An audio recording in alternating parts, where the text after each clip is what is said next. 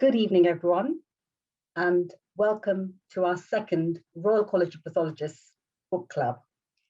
It's absolutely great to see so many of us at this event. You have joined us from all over the world, so thank you so much.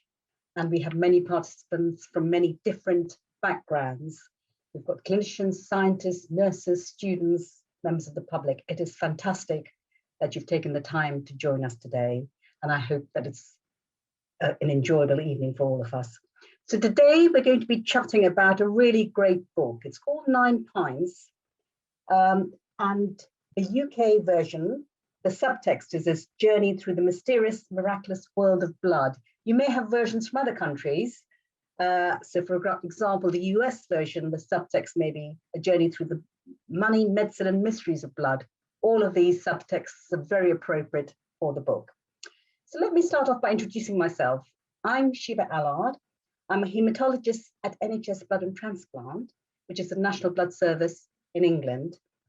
I am also clinical director for publishing and engagement, which entails many activities promoting the role and expertise of pathology colleagues, and we have 17 disciplines, their role in patient care, and indeed promoting public awareness of pathology. Let me introduce Rose. It gives me great pleasure to introduce Rose George. Rose is an award-winning journalist and the author of this book, Nine Pints. Indeed, Rose is the author of many books, quite an eclectic range of titles from refugees, sanitation, shipping, and now blood. Now, the book that we're looking at today, Nine Pints, was a finalist for the LA Times Book Prize and was also selected by Bill Gates as one of his summer 2019 reading books. So it comes with quite a recommendation. Rose and I are now joined by three other panelists, and I'm going to ask the panelists to introduce themselves. So from my screen, as I can see you, Shruti Narayan. Thanks, Shubha. I'm also really excited and looking forward to this. I am the medical director for SHOT, which stands for Serious Hazards of Transfusion, which is the hemovigilance scheme collecting information about transfusion safety in the UK. I also have a role as a donor consultant within NHS Blood and Transplant. So this is very close to heart. And I'm also the chair of the Royal College of Pathologists the Transfusion Special Advisory Committee. Thank you. Fabulous. Thank you, Shruti. Guy, Hannah, would you like to go next? Yeah, good evening, everyone. My name is Guy Hanna. I'm also a consultant haematologist, but unlike Shubha and Shruti, I'm not a transfusion specialist. I specialise in diagnosing blood cancers under the microscope mainly and treating blood cancers. And I work in South London at King's College Hospital. Okay, and last but certainly not least, June Okochi. June, would you like to introduce yourself? Yeah, thanks. Hi, I'm June Okochi. I represent the Sickle Cell Society, and also I'm a sickle cell patient. My day job is really with the NHS, but I do a lot of advocacy work around sickle cell. Welcome to all of you. Thank you. Okay, so just a couple of words about the format for tonight's event, so everybody's aware. We'll start off in a couple of minutes with the reading by Rose. And then we'll have a panel discussion to try and just explore some of the key themes and ideas, and there are many in this book that we could address. We will then look at specific questions also from the audience. So please do enter your questions in the Q&A function in Zoom. We will try and do our best to answer as many as we can. Just a couple of bits of housekeeping. The event is being recorded, which is great, and it'll be made available on the college YouTube channel. And please do tweet using the hashtag RCPath book club handle. And our Twitter handle is @RCPath, and Rose's Twitter handle is @RoseGeorge3. So please do tweet widely, increasing awareness. Now, I'm now going to hand over to Rose. So Rose, please could you just tell us a little bit more about this book and about the particular excerpt that you've selected for reading. And we look forward to hearing what you've selected for us today. Thank you. Thank you very much, Shubha, and thank you for pointing out I was in mute. I'm really pleased to be part of this panel, and I'm just going to give you a little insight into why I decided to spend several years of my life writing about blood, having written books about toilets, shipping, and refugees, as Shubha mentioned. And there is actually a link, and there was a reason for my interest to focus on blood. I have no particular medical background or scientific background. I'm just curious. And the one thing that really sparked my interest and made me think that I wanted to spend time researching this was the book I did on sanitation, The Big Necessity, which was about many things to do with the world of sanitation, but in particular the lack of toilets around the world. It's currently thought 2.5 billion people don't have a toilet. And one of the things I came across during that book was that it was thought that girls were dropping out of school when they reached puberty and started their periods, partly because they didn't have toilets, also because they didn't have adequate sanitary hygiene. And I was pretty shocked by that. And I started to work on that topic and worked with WaterAid and the UN and a few people doing consultancy around that. And I started thinking, why is this menstrual blood, why is it so bad? Why is it so bad that we're putting girls in this situation? Why is it so bad that women in, for example, this country are supposed to think that blue liquid is menstrual blood on TV ads? And then that got me thinking about other kinds of blood, and I started thinking about blood in blood bags and why is that seen as an unassailable good? And also, how come something so extraordinary, which is somebody giving a part of their body to a perfect stranger who they will never meet for nothing except a cup of tea, how have we come to think of that as pretty unremarkable, really? I think we don't, I'm talking the general public here, you don't go in and no one's really scared of a blood transfusion. They think it's a very normal thing. And that's quite an extraordinary thing when you consider it's not been around that long, actually. So these two things got me started thinking about blood, and I realized what a rich subject it was, as well as a rich substance. And I ended up wandering around the world of blood via leech farms and trauma wards and places in deepest Nepal and India, and ended up realizing that although a lot is known about blood, and I knew a lot more about blood by the end of it, there is a lot more still to know, and I think that's part of its enduring fascination.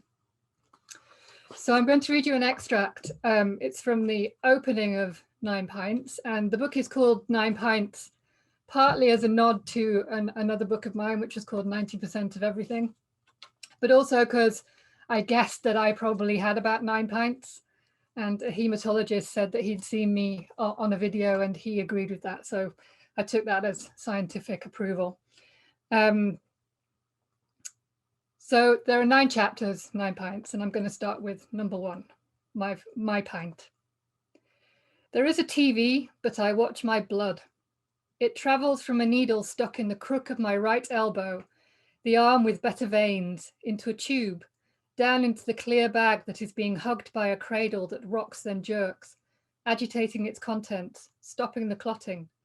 Rock and wiggle, rock, then wiggle. I am giving away almost a pint, and it feels like it always does, soothing and calming. I watch the bag fill with this red, rich liquid, which amounts to about 13% of my blood supply. I am comforted to know that 9 pints, 8 now, of this stuff is moving around my body at any time at 2 to 3 miles per hour, taking oxygen to my organs and tissues, removing carbon dioxide, keeping my heart going, keeping me going. People have different rates of flow, so the machine beeps with alarm when the output is too low. Today, mine has been acceptable. Once my veins were judged too small and I was turned away by National Health Service Blood and Transplant, NHS, and I was insulted, as if the rejection were moral, not medical. For a material that has been studied for thousands of years, blood still manages to run from rationality, even at walking pace. Donating doesn't take long. I'm done in 10 minutes. Female, APOS, time bled, 11 AM. Now I'm due to get thanked. Gratitude is the main theme here. The Wi-Fi password is "thank you." This is the main donor centre in Leeds, my hometown and a city of 750,000 people. It's a bright, well-staffed place on one of the biggest shopping streets. Over the road at Red Hot Restaurant, you could buy all you can eat from any cuisine in the world all at once. 100 dishes. Here, you can lie back and do not much, though clenching your buttocks helps keep your blood moving, and help 3 people all at the same time. Give blood and your donation can be separated by NHSBT into several life-saving, life-enhancing gifts. By gifts, they mean components such as red blood cells, platelets, plasma, and other useful fractions. Such details are available in NHSBT literature, as are phrases like date bled. In the early days of the blood service, there were bleeding couches. But now the straightforward language of biology has changed to one of altruism. It's all donation and gift. The reality of it, that I am emitting a bodily fluid in public, is contained as much as possible, and not just in clear plastic bags. Once decanted into its container, my blood is on its way to becoming something that, even when given for free, can be brokered and sold like ingots or wheat. It is also immediately much more perishable than it was in my veins.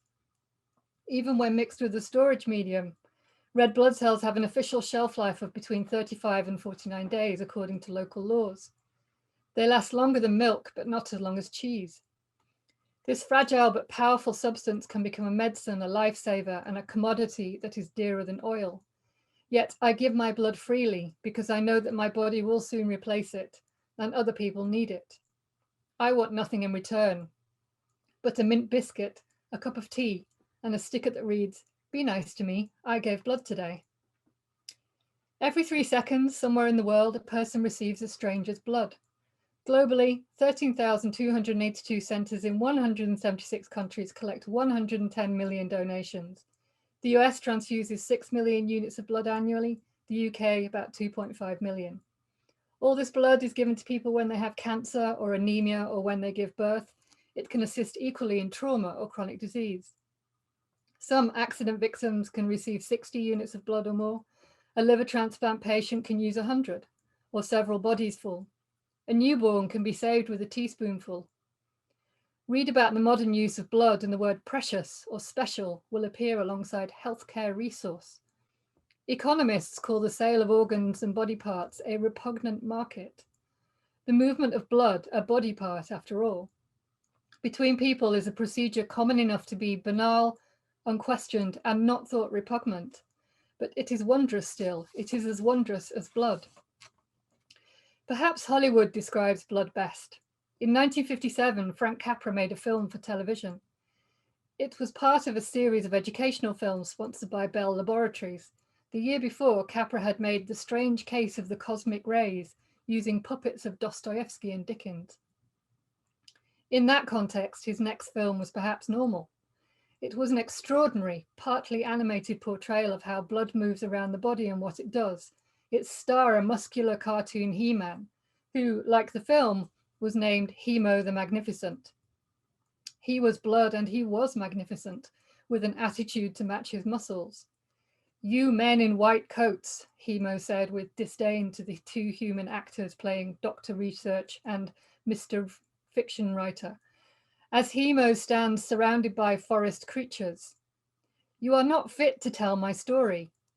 Humans think blood means disease, wound, pain. These friends," and he gestures to the animals, "they know me for what I really am, health, life. I'm the song of the lark, the blush on the cheek, the spring of the lamb. I am the precious sacrifice ancient man offered up to his gods. I am the sacred wine in the silver chalice. Down through the ages, I am the price men pay for freedom. But to you scientists, I am a smear on a slide, a stain, a specimen, a sickness. My story is a song only poets should sing, not disease lovers. I'm wooed by this as much as by his cooing animal chorus. I'm less convinced by the analogy of vascular sphincters to railroad switchmen. But my Yorkshire plain-speaking soul likes another description of blood from a consultant working for NHSBT. Blood, she said, is the stuff that spurts out when you're not very well. Rose, that was absolutely fabulous. So my thoughts on that particular extract to start off, and I'm look forward to hearing what the panelists have to say. I think it really reflects what I think about the whole book. Your book is a tour de force in science communication. You've clearly researched so well. There are so many facts, but what you've done for us is made these facts accessible through the choice of your language on such diverse topics, such as the physiology of circulation. I mean, I think that's just wonderful. And some of that's echoed through the book. You've talked about the process of blood donation, and you've already in this short excerpt tackled what happens to blood. It's not just whole blood, it's component parts. You've talked about altruism. You've referred to blood as a possible commodity. You're introducing controversial themes in already, and you've alluded to the clinical use of blood. So I think that is just absolutely fabulous. And I think that's the marker of the whole book. But I'm going to pause there and ask the other panelists for their views. And if the audience have got views, particularly on that excerpt, please do enter comments or questions in the Q&A box. So Shruti, should we start off with you?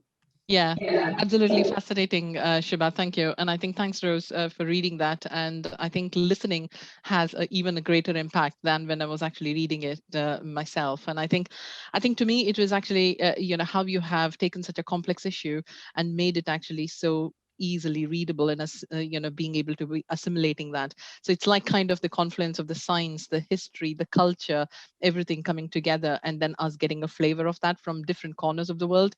And I think I learned quite a lot of new things as well. So I really found it as a fascinating, fascinating journey through and opening up our minds. Like even in working in transfusion medicine, how come I did not know that aspect? And I think it is just, putting you that, like Swami Vivekananda said, that, it is that spark that sets you off on a journey. And I think you want to delve a bit more deeper into that. So, but thank you. Those were my thoughts. Thank you. Guy, you want to? Well, I think that my thoughts from that extract particularly is the personal experience of giving blood and what actually is important to people giving blood. And as someone who likes to prescribe blood at the other end for lots of people, got to realize that actually the thank you that says thank you for giving blood, that's such a powerful thing. And hearing that from being so eloquently said in the book from almost the donor's point of view to the most, actually reminding everyone this is something that is given freely under no duress, and all it's asked is a thank you. And I think it's an amazing thing that people do. And as patients, clinicians, we are incredibly grateful for everything that people do in terms of donating blood. And I would just like to add to what Guy said. Absolutely. I think we always tend to forget that, this is actually, we use it so regularly in our daily lives that it actually is coming from somebody who is voluntarily donating at the other end. It is coming from another human. And I think starting it off with that is such a powerful opening. And thanks for being a blood donor. And I think when we see less than 5% of the population who can actually donate are donating, I think it's a powerful way to actually start and shine light on this, that we need donors and we need that for continuing to have a good supply of blood as well, and to be able to save lives and improve lives. Thank you. June, I'm looking forward to hearing your thoughts. Yeah, thanks, Rose. Thanks for giving us the gift of your book. It's very personal to me because I do receive blood every 6 weeks. 10 pints. So when I heard about your book and I started reading it, actually chapter 1 is probably my favorite because it took me through a journey. And every time you read a good book, you always know that after the first chapter, if you're enjoying it, then you're going to love the entire book. And I just felt that for the first time, I was sort of transported into the world of people who give. I mean, I've always sort of campaigned and raised awareness about blood donations, given that I have this condition and it's a blood disorder and I receive blood and my community does as well. But I think for the first time, I was sort of consciously being able to share the journey of what it meant to give, and the concept and the gratitude was probably heightened as well. So yeah, I just want to say thank you for writing that, and obviously for being able to educate many people, many readers who would have written about blood disorders such as mine, sickle cell. So yeah, I think it's remarkable. Thank you. That's absolutely fabulous. Thank you. Rose, it sounds like that excerpt particularly already has left quite an impact on all of us. Now, I think you started off by telling us what inspired you to write this book, but do you want to just add to this a bit more? I mean, we are so delighted that you picked blood. You know, are there any sort of other particular reasons you sort of highlight that blood shouldn't be political? I'd just like to hear a bit more as to your kind of impetus to write this particular book, which is really quite a very detailed book about blood transfusion. Well, there's a simple logistical point in that if you write a non-fiction book, you have to find a topic that you're going to love for a very long time. And you are absolutely immersed in it for several years. And by the time you finished it, you're absolutely sick of it, but then you have to fall in love with it again to be able to publicize it. And so it's got to be something really rich and deep. And I think blood and the topic of blood is exactly that. And it just enabled me to go off in all sorts of directions. And I know it might seem a little bit scattershot, but I knew there were things that intrigued me. And I have to apologize to June actually, because rather late on in the book, I realized I did want to write more about sickle cell anemia, but by that time, I couldn't figure out how to do it in a properly vivid way. So I chose to focus on HIV as a bloodborne disease because I was extremely shocked to hear that AIDS is now an epidemic of straight women. And I found that so powerful that I immediately thought, okay, I need to understand that. I didn't know that. How can I not know that? And those are the kind of, that's the engine of writing, I suppose, and curiosity is it's got to be something that you think, well, why is that? Why is that still happening? Or how has it got to that stage? And so that sent me looking at HIV in South Africa, and I actually resisted going to South Africa because I thought it was such a cliche. You always think HIV South Africa, but when I looked into it and I looked into the rates of HIV amongst young straight women, I just felt that I had to go down there and find out more, because it made me angry that these young women were being infected by promiscuous men essentially, or sugar daddies. And anger is another good fuel for a writer. So I'm not always operating on anger, but if something's wrong, then I like to write about it and expose it if I can.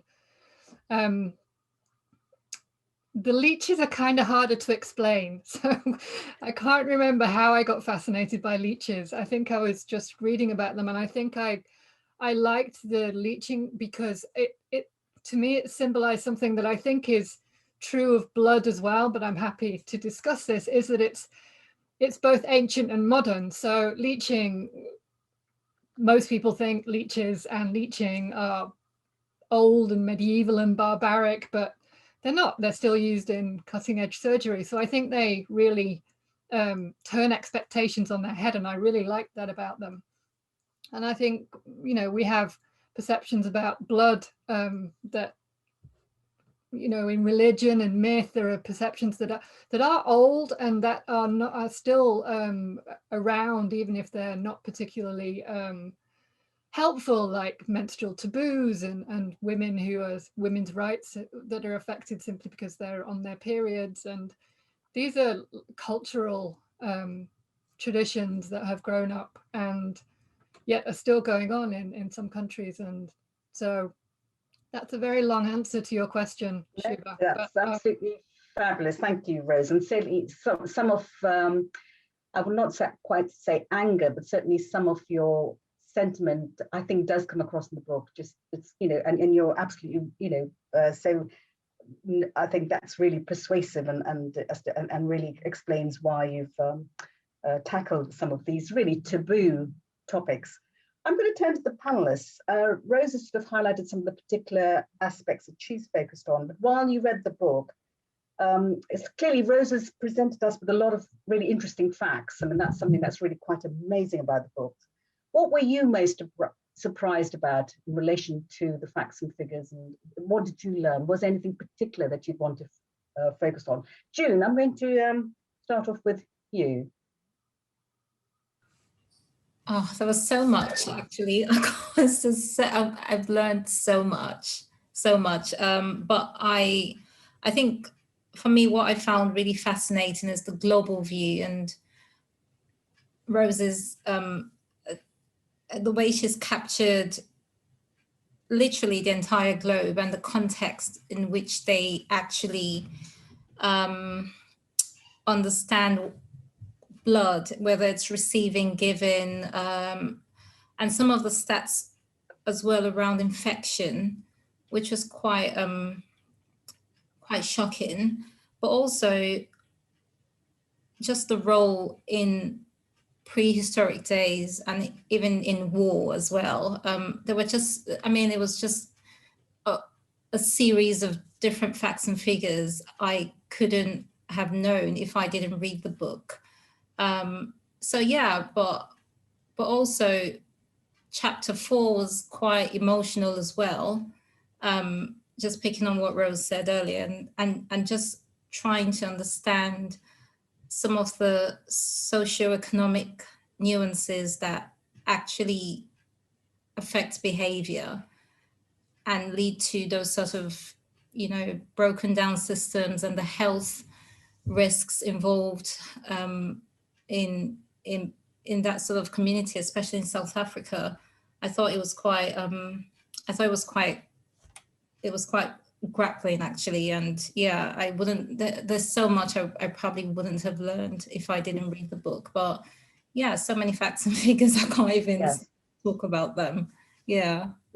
And June, I couldn't agree with you more. If I was going to sit and write down the things that amazed and sort of, there are so many things, but just for example, one particular story, which I think really hits a chord with me when we're trying to sort of explain right blood to the right patient, is Medusa.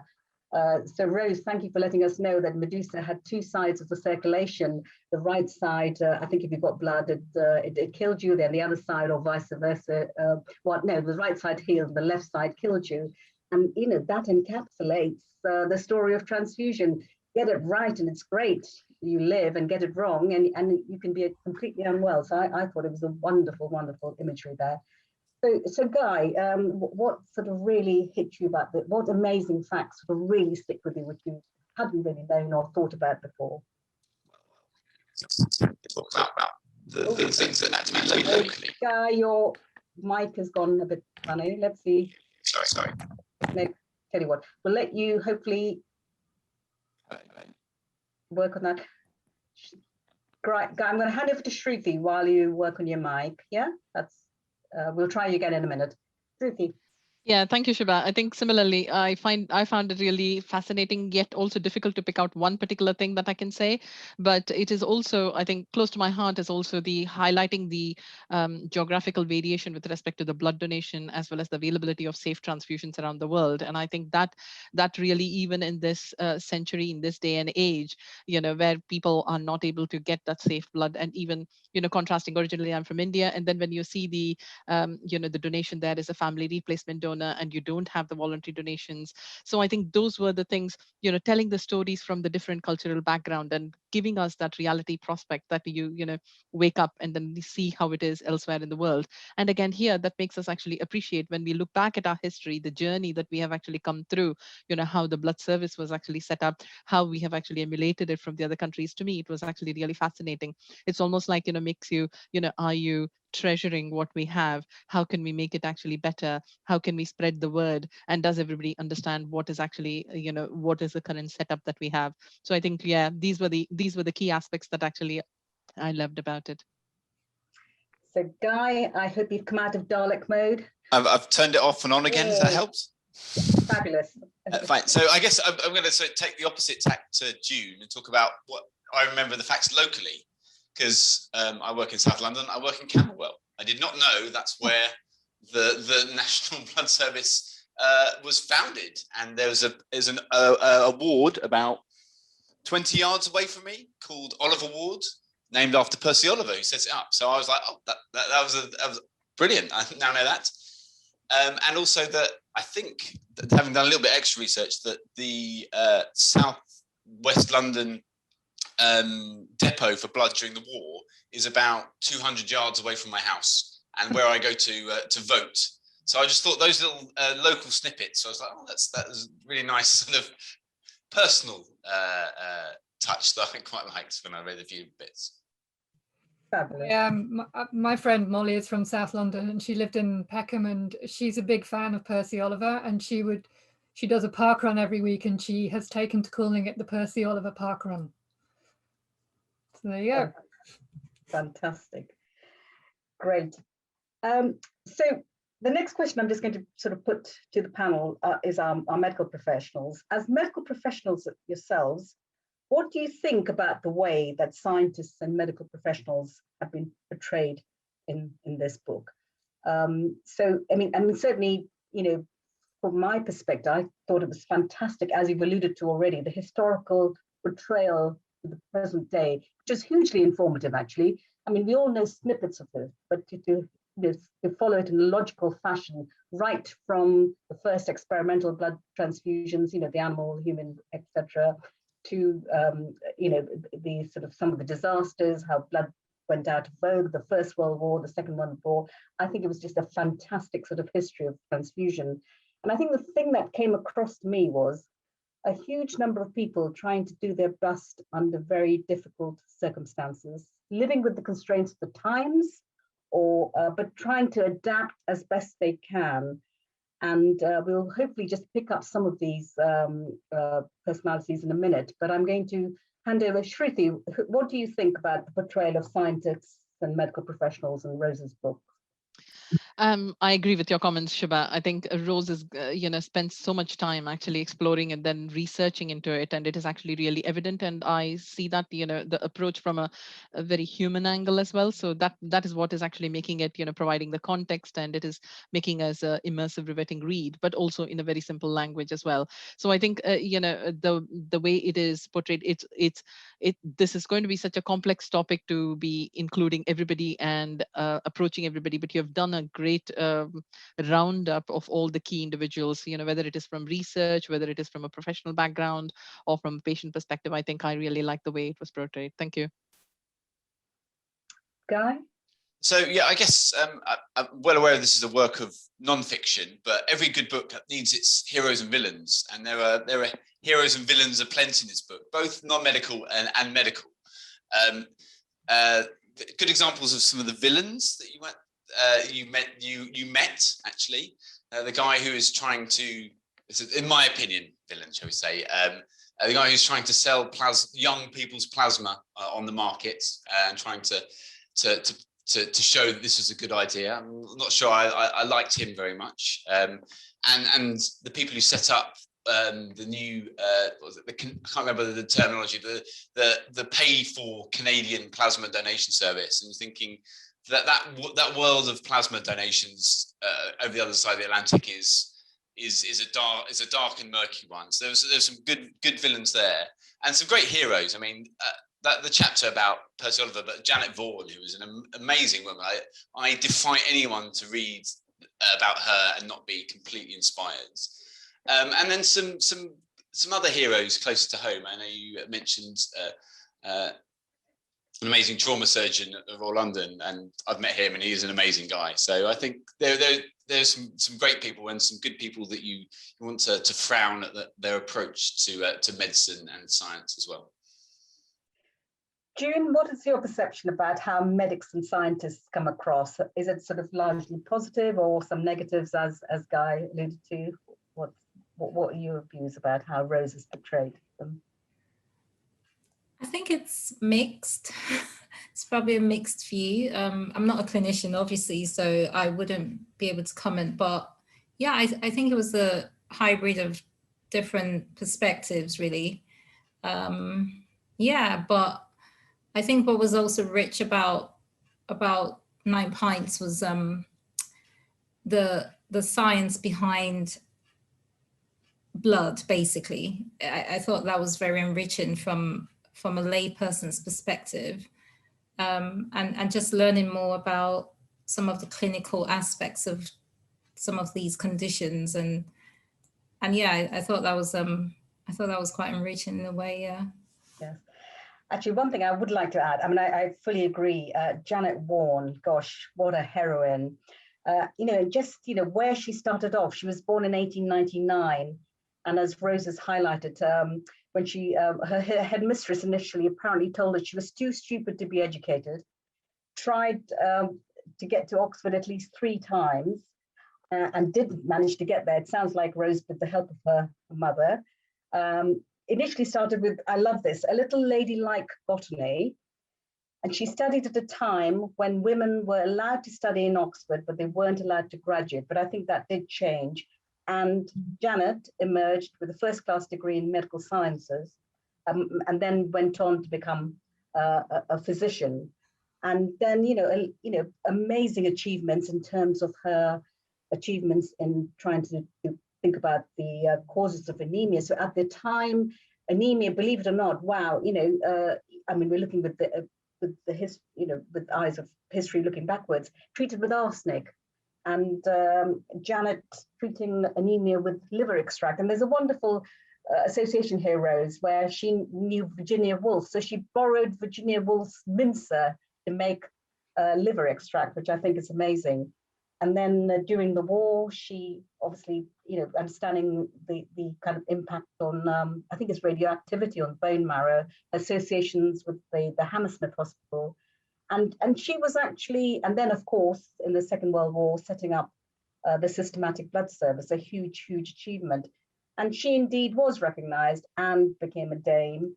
But in contrast to that, I think we have to mention, I think, Guy, you alluded to him, didn't you? Percy Oliver, who wasn't a medic, but was a layman.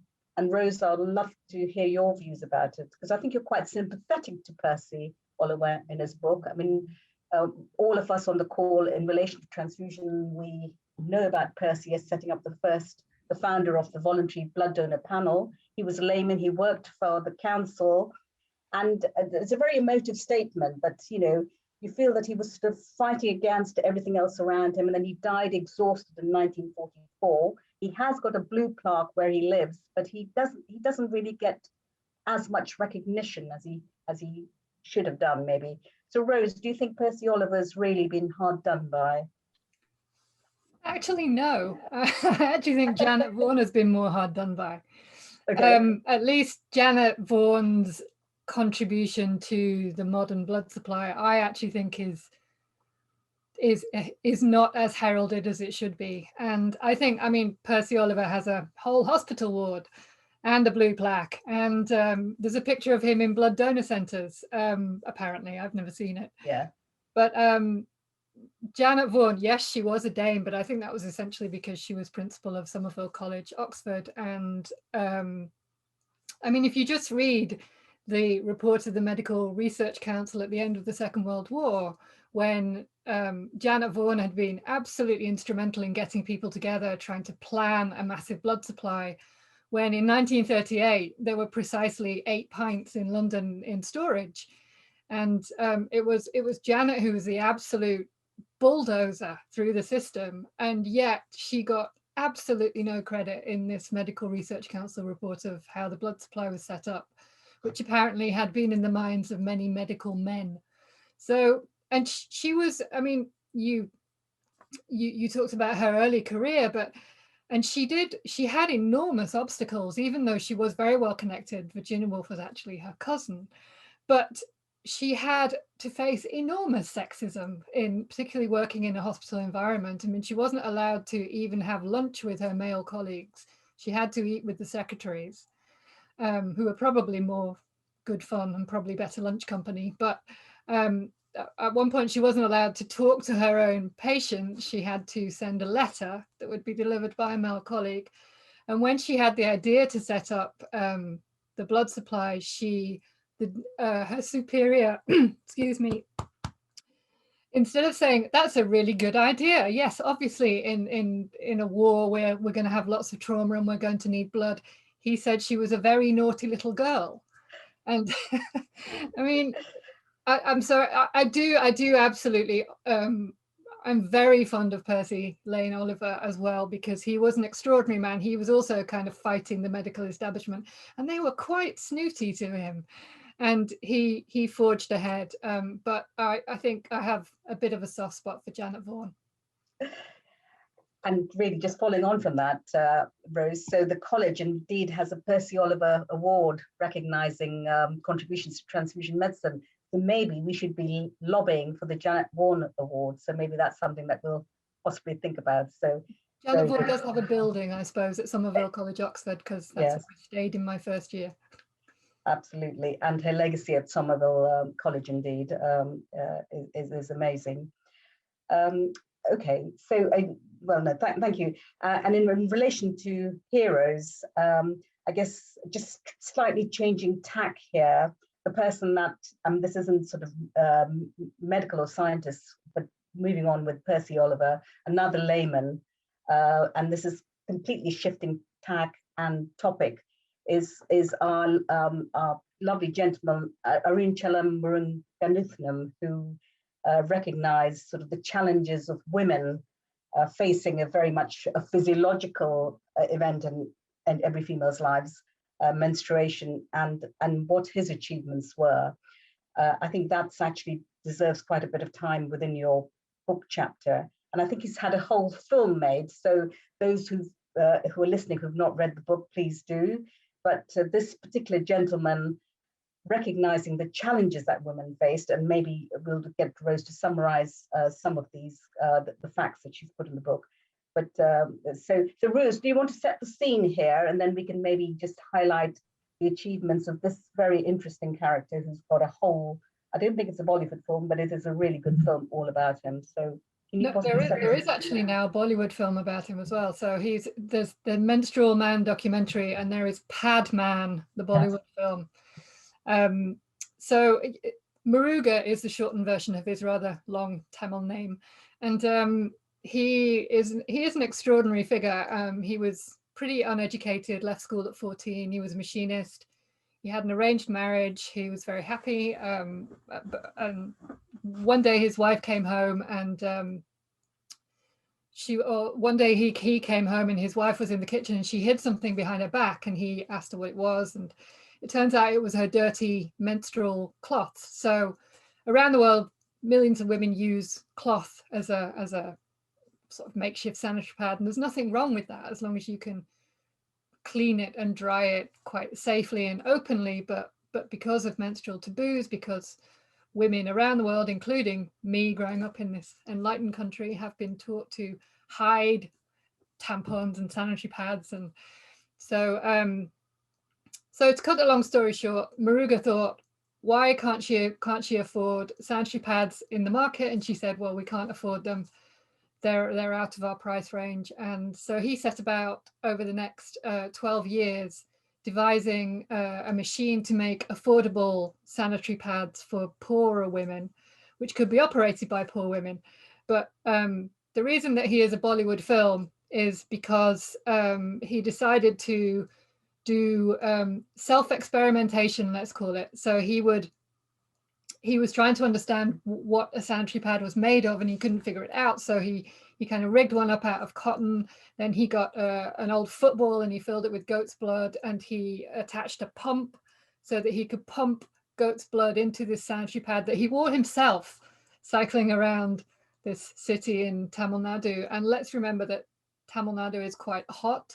So the men tend to wear white, and that I think many women will shudder, because despite what the sanitary pad industry tells us, we never wear white or tennis clothing or anything like that. So he eventually understood that the sanitary pad was made of cellulose, and he's got this machine that's entirely manual, so you don't need electricity. It can be operated by anyone of any education. And there are about 4,500 all over India and South Asia, and he is a Bollywood superstar. That's homework for all of us. We shall go and watch his film, Padman, which is any comments from the panelists about this amazing man?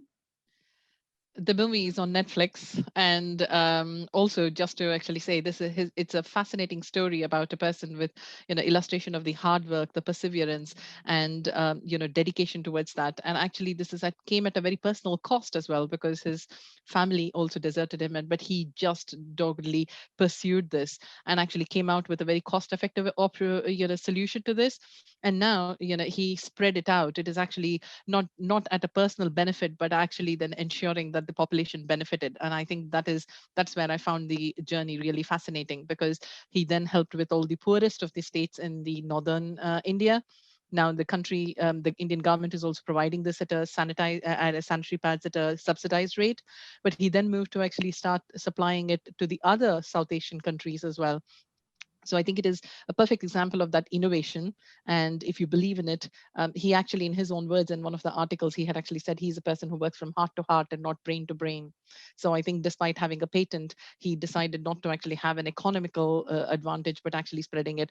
And I think that has a lesson that resonates with all of us. We are all passionate about this. We give our heart to it and actually work for the betterment of the people, and also shines a light on, the subject that is actually taboo, raising that women empowerment and openly discussing these topics which are otherwise considered as taboo, and raising our public awareness about this as well. So I think thanks for writing his story, and I was really fascinated to read about this. Great, thank you. So let's just change tack just a little bit. So very much the focus on transfusion. And there's some questions are sort of filtering in through, and I think there are some really important questions that let's try and address here. So to the panelists, we've heard that the book covers sort of techniques, public perceptions of transfusions, coming a long way since they were first introduced. And we've talked about this sort of looking backwards. But what lessons can be learned from the past going forward? Particularly around encouraging more donations, and particularly voluntary donations. The book does tackle voluntary donation versus remunerated donations, family donations. So let's just, of course, it's a difficult topic, but it should not be taboo. So let's just think about, what lessons there are that we can learn going forward in relation to blood donations and how we go forward. So who wants to start here? I can kick off, Shubha, if I may. I mean, the first thing is, I think blood transfusion is actually the initial first example of a targeted medicine that we have. So, it is also the, once we know that the right blood group has to then go to the right patient as well. We have come a long way from that. And now, again, it raises the issue that we are trying to actually match even the ethnicity as well. So that actually raises the gap that not only that we need more donors, we need more donors from the varied ethnic backgrounds as well. We need more Asian, we need more Black donors, because the patients who are getting more regular transfusions, you can develop antibodies, and therefore we need to actually be able to match them. Although overall the demand for the blood is reducing, there is a differential demand increase. So I think this provides that good message, looking back at right from where they actually gave from animal blood to the humans, and then from one human to the other human without actually the blood group knowledge. But Karl Landsteiner completely revolutionizing and getting the Nobel Prize for finding that out, and then getting the blood group. I think looking back at that, then looking forward, what can we do to actually make it even more specific therapy that is actually suited for the patients, and making it much more safer. So I think looking back to actually plan forward a bit better. Okay, you mentioned Karl Landsteiner, and it was just a wonderful little portrayal of him as well, Rose, which I thought was wonderful. And it just sort of highlights your attempt, how you use humor to get your point across. So Karl Landsteiner, of course, everybody on the call knows, pivotal in terms of discovering the ABO blood group system and making transfusion safely so millions of people could get blood from safely from strangers. But in this picture, he always looks a bit stern and grim. And Rose, you speculated because he looks grim, maybe because of his knowledge that we don't know what blood groups and types are for. And hang on, we still don't. So I thought that was absolutely fabulous. So just going to the issue of blood donation, and just thinking about which patient groups get blood. And Rose, you've covered this, obviously, yeah, cancer, trauma, childbirth, sickle, and sickle patients do need special blood. So June, can I just ask you to come in here? You're obviously a brilliant advocate for sickle cell disorder. How did this book impact you in relation to that? And we'll talk a little bit more about transfusion and sickle in particular in a minute. Yeah, I think, like I said earlier, it's being born with sickle cell, a blood disorder that affects the red blood cells. Blood is always going to be a consistent part of my life, and whether it's going for regular blood tests or regular transfusions or having issues with my blood oxygen, it's always going to be a huge part of my life forever and ever. So obviously the book, I think the way the book has impacted me is in a way that Rose has used personal stories, personal human stories to paint this universal picture of what blood means in the world today. And I think for me, those stories were the very sort of highlight in terms of how it's impacted me. And just knowing that as a Black woman who is in regular receipt of blood in the UK, it highlights some of the issues that Shruti has mentioned. We don't have enough Black donors in the UK. We don't even have. It's just a major problem, and I think just being able to consistently sell that message from a very different point of view about how important it is to really keep people alive, to keep people well, is what came out from very strongly for me from the book. And there was a part in Rose's book that says the bone marrow produces 2 million red blood cells every second. I didn't know that.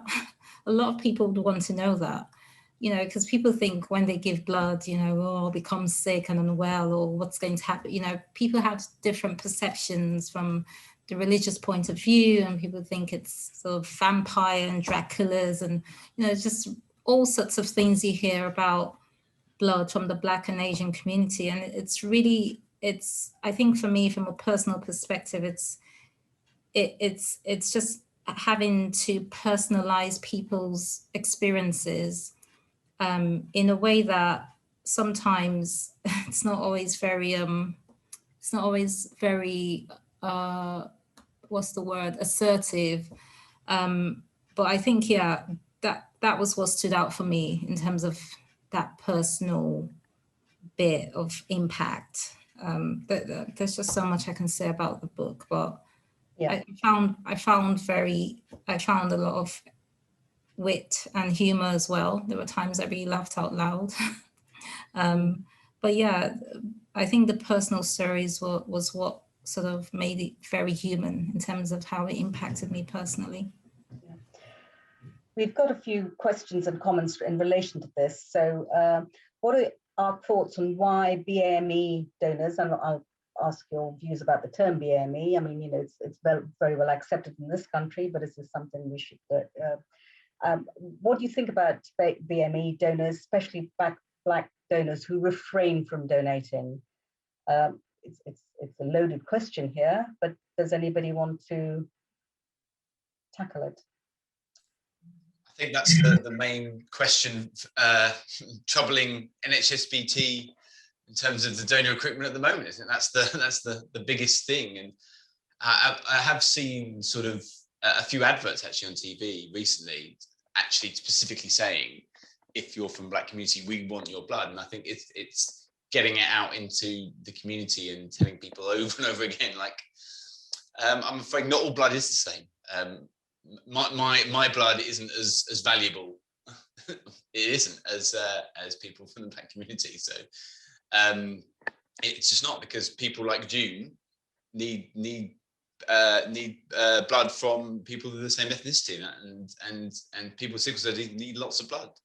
Mm-hmm. So that's one of the things that I took from the book. But also Rose in her book touched on a few sort of things that can be from the future. So I really don't think we are that far away from gene therapy being a possibility for patients with sickle cell disease in the next decade. I think it's not that far away, and it's exciting, and it will be an amazing thing when people with sickle cell disease who are reliant on transfusions don't need them anymore. It's going to be brilliant. And one thing is that NHSBT doing all this work and trying to reduce the amount of blood that people use is probably the worst business model in the world. Like, what organisation, if it wasn't so altruistic, would try and drive away its customers? But then it's been amazing. And another thing that's been mentioned briefly on the chat, and that Rose mentioned in the book, is Jehovah's Witnesses. There's not a haematology trainee alive who hasn't been troubled in the middle of the night trying to sort out what to do with the Jehovah's Witness, who probably could have blood, but trying to do things to help them without giving them blood. But actually, on the flip side of that knowledge that we've gained from that has actually meant we've used our blood better, actually. So I think there's always learning to be had, and there's always more that can be done. But I think it's just every story has got two sides. No, that's great, Guy. Just to sort of just bring it back, and I fully agree with you. I mean, and June, I hope that this is all, very exciting in terms of, looking forward to developments that have happened in relation to sickle cell disease. I think for years we've had very little in the way of possible therapies, and suddenly there are so many trials on different agents, anti-sickling drugs, and the possibility of gene therapy. Sure, Guy, I mean, I don't know what the time frame will be. It will come, but let's wait and see. But between now and then, neither do I, by the way. But yeah, I thought maybe you knew something that I didn't. But between now and then, I think transfusion is a really important mainstay of sickle, and let's not get away from that. And those people on the call, on the webinar, who perhaps don't know why, blood is so important for sickle patients. June, if I'm just very quickly just summarize, patients with sickle, of course, have anemia. Not everybody needs transfusion, but from time to time, patients can get very anemic or have, very serious complications where blood is needed, and you might need to exchange the blood. And everybody on the call will know, of course, that when you're trying to give blood, you match for ABO, which is fundamental, as Carl Leinsteiner told us, but there are other blood group proteins. So RH, in monkeys, you call it rhesus, and humans, you call it RH. And there are many, many more. And Rose, you've alluded to the International Society of Blood Transfusion, that you've got about 300 other proteins in the blood. And if we lack a protein and we're exposed to that protein on another person's blood, we can form antibodies. And those antibodies, if you're given that blood with that protein, the blood can be destroyed. And June, as we know, in patients with sickle cell, they're much more likely to form antibodies. And these can have really important consequences for our patients with sickle. If we can't find the right blood, or if they get the blood and they have these hemolytic reactions.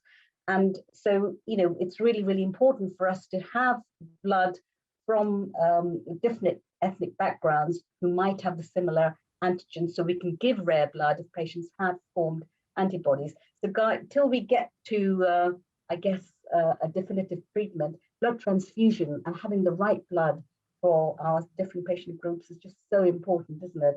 And so there is a real need to encourage our BAME donors. And Shruti, I guess, the challenge is, do we understand enough about different donors from different backgrounds? What are we doing, and could we be doing more to make sure that we've got that rare blood available? Thanks, Shubha. I think an enormous effort has been actually going on for the last few years, and trying to actually increase. Now, the reasons for that we don't have enough donors range from people not aware that there is actually a need for so many blood, and the need for actually more donors from the different ethnic groups. also to some misconceptions where, people may have a fear of actually donating blood, that their health would also be affected. And there may be some cultural differences. So I think, as a Guy has alluded to, the efforts now, NHSBT and various blood services have also actually done the same. This is actually trying to address some of these misconceptions. Also, equally, from an operational point of view, making the blood donation venues easily available and accessible. I think, in those areas where, and open for different times, so that, people who are working can go and donate at even later hours or on the weekends. So I think we are trying to make it as easy as possible from this. Another challenge that we have is also to ensure that the donors, when they come to our sessions, feel that the ethnicity mix on the sessions are also actually reflective of the population who are coming in as well. So I think from different ways, it is not just addressing the misconceptions, but actually explaining the need and explaining what the blood donation involves, and why do we actually need that, to maintaining that diversity in the staff groups as well. I think we have definitely seen a slight rise, but we need more. And just to remind people that our donor base is a finite supply. So every day, even our blood donors, either because of age or for medical reasons or for any other reasons, if somebody receives a blood transfusion themselves, they can no longer be a blood donor. So I think on a day-to-day basis, we need at least 400 new donors. This is for all the blood donors. So you can see that this is actually not a constant need. It's not that we hit a target and then we say, okay, we have enough donors. And this is actually constantly chugging away. Often also what we see is people may sign up, but not come again to actually donate, or they may donate only once and not donate again. It is actually that necessary need to actually say, you need to continue donating to actually have a good sound donor base as well. So there is a lot of effort even to actually educate, the students as well, because anybody over the age of 17 can actually donate. And it is raising that awareness and building that momentum so that people actually realize. And we need donors from all the from the Black, the Asian communities as well, to come forward and to be able to donate. And actually, during the pandemic, we have actually seen, so even for the convalescent plasma, we have seen an increase in the number of the the BEAM donors come and donate convalescent plasma. So I think we are really grateful. And I think but we need to actually continue those efforts. Okay, fabulous, thank you. And Rose, just we're talking about heroes, and one particular individual that stuck out to me. I think his name is Aziz, who's a donor, a young man of African heritage, who's also a Muslim, and he has truly rare blood. RO is a type of rhesus blood, and U is a very rare antigen. Most and getting U negative blood is very rare. So he's a rare donor. But to him, blood was a deed of charity. Did you want to say something a bit more about Aziz and what persuaded him to become a donor that you'd found in your research? Yeah, happily. So I met Aziz at Tooting Blood Centre, and I'd asked NHSBT if I could talk to a young Black donor, because I knew I'd interviewed a senior official at NHSBT who had said to me, we need Black blood. And I remember being very shocked by that, because as a layperson, this seemed to be something that you couldn't say. And I knew that blood has had quite a checkered history with racial segregation in the past. And so I was quite surprised by this. But so yes, I was introduced to Aziz, and Aziz is a Muslim, and he had to research whether Islam allowed blood donation or approved of blood donation, and he has chosen to believe that it does, but it is pretty unclear. And so he told me that he tries to be an ambassador for blood donation because he knows he has this very, very rare blood, so he knows he's extremely important, but he knows that all blood is important. So but he was the only Black donor in Tooting when I went, and every time I've donated in Leeds, it's been entirely non-Black, non-Asian, and except for the staff. And I think it's really impressive what NHSBT is doing now to try and address that, because as June knows, we really need more Black donors, and there are cultural and religious assumptions and beliefs that are quite difficult to address. And I think what Aziz is a perfect example of one of the best tools that NHSBT has, which is person-to-person kind of social contagion. Aziz standing up and saying, look, I'm donating, it's fine, and it's useful and important. So I think, yeah, you're right, Aziz is definitely one of the heroes. That's great, thank you. There are a few questions sort of donor related, and I'll try and sort of weave it into the topic. So I think this is a really interesting question. Helen, thank you. Do you feel people learning from a younger age would help the donor base in the future? So I guess it's for any background. So I guess we're trying to do that, aren't we? We're all kind of reaching out. Shruti, I mean, is there something that you particularly want to say here? Yes, definitely. I think for all these social issues as well, it is actually very much important. And when I had, I gave a talk to year 6 and year 7 students, and I think the kind of questions that they come up with, I think what they learn stays with them the rest of their lives. And I think it is actually understanding the very need, whether or not they can actually donate blood. It is actually understanding the need, understanding how precious this is, and becoming blood ambassadors. So if they themselves, for any reason, cannot donate, at least spreading the word and raising awareness. And I think similar to what we have had, that wave where we have, talking about organ donation, similarly, we need to actually understand the need, and this is a continuing need for blood. And therefore, we need to start. And I think educating younger is always going to be actually important and useful. Great, fabulous. We've got another comment here. It's about cultural barriers and misconceptions about donating and receiving blood. And gosh, that is such a steep mountain to climb. And I think it's collectively how we actually address that. And Rose, I think you've already sort of alluded to that. Interesting comment here from Qatar. And this really strikes home with some of the discussions going on here. Brits of a certain vintage aren't allowed to give blood because of variant CJD in Qatar. Why is this not the consideration in the UK? Thank you for the question. It has been, and we'll address that in a minute. And just a comment, very proud to share a donation centre with you, Rose, in the Hedgerow in Leeds. So there you go. That's fabulous. So certainly variant CJD, Shruti, I'm going to pick on you because there's the history. So let's just give a little resume. We've got many international participants in the audience. Where are we with variant CJD and what we're doing about that? It was perceived to be a UK disease, wasn't it? Which it is. Yes. I mean, from a blood donation point of view, that is why I mentioned that anybody in UK who has received blood after 1980 cannot be a blood donor because of that risk. But also, I think SAPTO, which is actually our body which looks at the safety of the blood and informs the Department of Health, had actually reviewed, the risk there are certain populations, so those born after 1996 were getting, specialized blood components as well.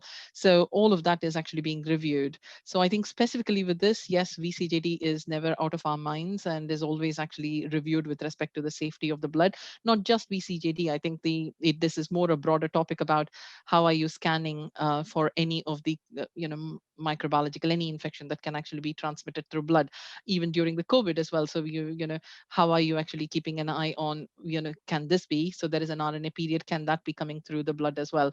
So I think overall, transfusions are, both by testing, by selection of the donors, you're trying to actually make it as safe as possible to the recipients. Fabulous, thank you. Shruti, you alluded to COVID, so let's just, we're still in the middle of the pandemic. So what impact did COVID have on blood use, blood donations, testing? So Guy, you look after many patients with hematological cancers. What was your perception in terms of your management of patients with COVID? We certainly saw a decrease in the demand of red blood cells hugely. Was that a little bit reflecting what was happening in practice at the coalface?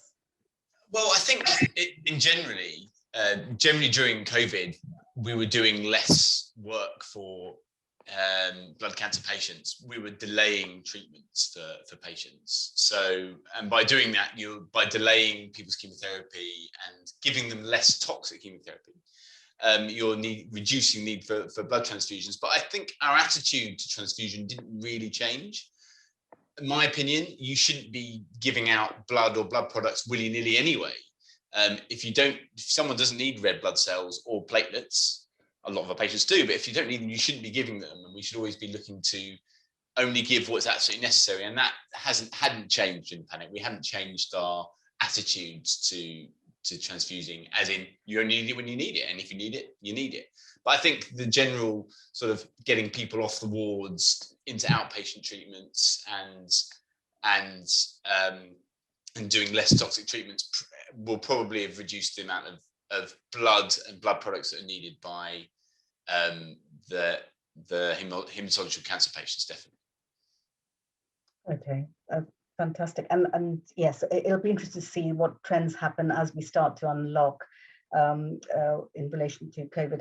Any other comments about what COVID, Shruti? I mean, you alluded to, I mean, presumably collecting blood was a challenge, but maintaining safe distancing, some of those attention to details, maintaining the safety of donors presumably was also an issue, but we did manage that. I think a couple of points. I think traveling to donate is considered as an essential activity. So I think in the very beginning, at the outset, that communication was actually out that, even during the lockdown, you can come to donate blood.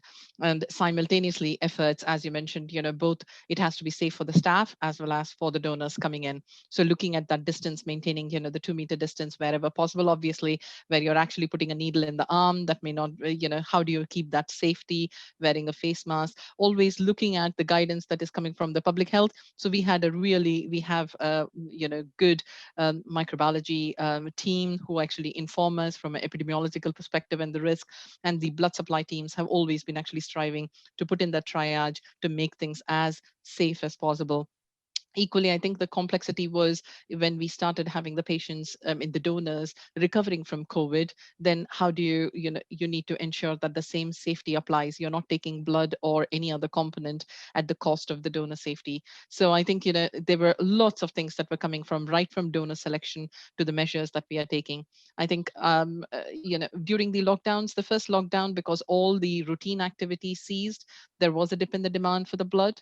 But in the second lockdown and the latter part of the year, that was not reflected. It was actually quite a high demand. But thankfully, our reserves were always actually, the stock levels never went into any dangerous levels at all or any low stock levels. So again, a big thanks to all the donors who came and donated. And it'll be remiss of me if I don't mention the convalescent plasma, because with the pandemic, I think the huge effort from all our donors, from the blood services, from all our staff, even the clinicians looking after the donors, I think it is setting that up to be having that component available as a potential therapeutic intervention. And I think, for use under the trials. And I think that was again, an enormous, endeavor by everybody involved. Yeah. And I guess that's a bit of my personal experience of COVID and donation is going off to Tooting to donate my convalescent plasma. But apparently I didn't have enough antibodies for it to be of any use to anyone. But it'll just be normal plasma for someone. But Guy, thank you, because as so many people came forward to develop donate convalescent plasma, and just for those listening, you've probably picked up on this, that the UK certainly some huge trials of convalescent plasma for COVID. It really needed good quality randomized controlled trials. So people do have a look if you're interested. It's on the NHS website. So there were 2 large trials, recovery trial and the REMAP-CAP trial. This was use of convalescent plasma. REMAP-CAP, this was an intensive care, and recovery was hospitalized patients. And I think the partnership between the blood service and the hospitals, very rapidly, they managed to recruit over 10,000 patients into these trials. And people probably know that the preliminary analysis shows that convalescent plasma does not seem to improve outcomes, certainly in hospitalized patients. So those trials are no longer being recruited to, but there's still a question, could convalescent plasma help if you gave it early in COVID to non-hospitalized patients, so you can actually prevent the progression of disease? So there are still some important trials to be done, but so amazing. I mean, I think in relation to COVID. So just moving on to just sort of 2 final strands, but there's a really important strand with questions here, and I don't think we can, we have to tackle this, and particularly with the richness of experiences that we're sharing around the globe on this webinar.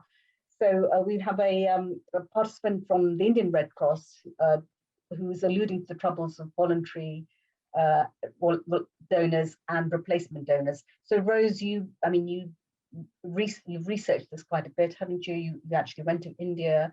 So of course, all sorts of diktats out there from the WHO and the International Society of Blood Transfusion, Council of Europe, that blood should be voluntary wherever possible. But in terms of what practices can be very different. So Rose, do you want to just sort of give us a summary of what your perceptions on this were and your experience? Well, I think that having grown up in the UK, I think perhaps many people who have grown up in the UK tend to think that what we have is the norm, because it works so well and it is so brilliant, that we think that perhaps it couldn't possibly be any other way. But unfortunately, I think with the non-remunerated blood supply that we have, which is the WHO standard, I think it's the minority around the world globally. And but again, there's sometimes a disparity between reality and what's actually happening and what's supposed to be happening. So in India, apparently you cannot buy blood, and there is no what's called a family replacement system, which is the same system that was behind the setting up of blood banks in the US in the early 20th century. So this idea that if you take something, then you have to give something back. So if you receive blood, then you have to resupply some blood from somewhere. And in India, many other countries, I'm just talking about India because I visited, that can easily become corrupted, because particularly in cities that have huge migrant populations, migrants often tend to be single men. So they can't, the normal procedure is to rely on your family to get this blood replacement, or close relatives. And if you have a population of single migrants who, if one of them needs blood, where are they supposed to get this from? They can't get it from their family. It's difficult to get it from friends. And in practice, what can happen, the kind of benign version of this is that people will set up WhatsApp groups of people of shared interests, and they will supply blood to each other in that way. But the worst case scenario, which is unfortunately very common, as Shilpi, who has commented, is that blood is bought and sold, and people who need blood go and buy it from blood vendors outside big hospitals. And as Shilpi said, she caught the porter selling the blood units outside the hospital. And it does happen, and yet it is generally denied officially. And so it persists, and it's a great shame because it's intrinsically unsafe. Fabulous, thank you so much. And just sort of linked into that is, I think, the underbelly of plasma donation that you've kind of highlighted in your chapter on white stuff. I think that, of course, we'd heard about all this, but reading that book, it just sort of makes your jaw drops in terms of what happened historically and what, the outcome of that is. So, and so there's a question here about commercial manufacturers and donations and plasma donations. So this is something I just wondered, is this a taboo that, I guess it's starting to be tackled. There have been many blood inquiries. We've got another infected blood inquiry ongoing, but this really makes incredibly difficult reading, I think, that chapter in this book. And I just wonder going forward where this debate will take us. Of course, we'll wait and see what the infected blood inquiry says, but the challenge around plasma, our country's self-sufficient, what is the practice around plasma collection? Does anybody want, I know it's controversial and it's taboo, but we are tackling taboos. Any thoughts, comments around, we won't call it paid donors, but certainly compensation for plasma donors, what's reality and what's not, and going forward? Can I just bust in? I think it is payment.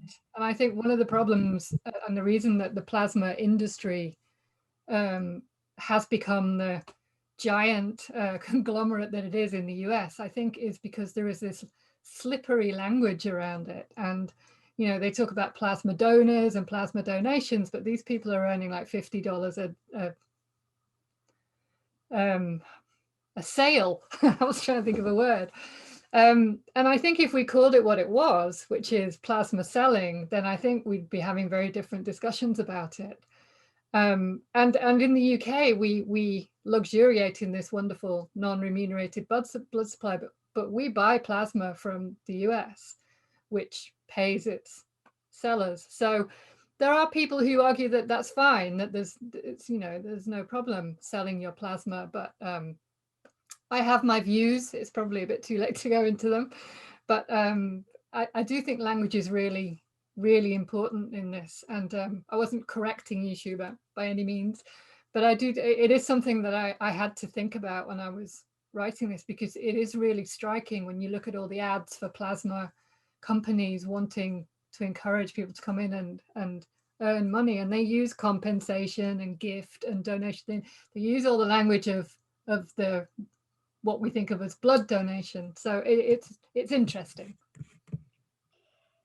Rose, I couldn't agree with you more. And, you know, one of the taboos maybe around this, and maybe it's time for open dialogue. And certainly, I think, you know, let's not second guess, but certainly, I think when it does emerge, the investigations around the infected blood inquiry, some of this will make really interesting. It will be very important.